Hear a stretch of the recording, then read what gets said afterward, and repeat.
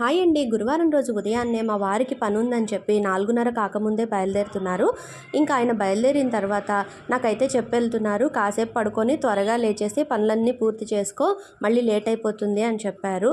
ఇవాళ బయటికెళ్తున్నాము. మీరేమన్నా గెస్ చేయగలిగితే తప్పకుండా కామెంట్ చేయండి. పిల్లలు ఇవాళ స్కూల్‌కి, కాలేజీకి కూడా వెళ్ళట్లేదండి. ఇంకా లంచ్ బాక్సులు హడావుడి కూడా లేదు.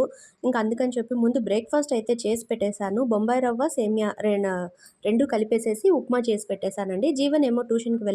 కృష్ణ ఏమో వాడు ఏదో రాసుకుంటున్నాడు.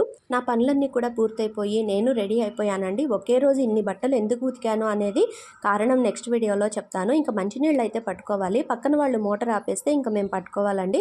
మీకు వాటర్ ప్రాబ్లం ఏమీ లేదా అని అడిగారు కదా. ఏమీ లేదండి. ఎవరి ట్యాంకులు వాళ్ళకి విడిగా ఉన్నాయి. ఎవరికి కావాల్సినప్పుడు వాళ్ళ మోటార్ అయితే వేసుకుంటాము. ఎవరి కరెంట్ వాళ్ళదే. కాబట్టి ఏ గొడవలు ఉండవు. మంచినీళ్ళు వచ్చినప్పుడు మాత్రం టైం ప్రకారంగా వేసుకుంటాము. అవసరమైతే బోర్ వాటర్ కూడా ఉందండి. By by.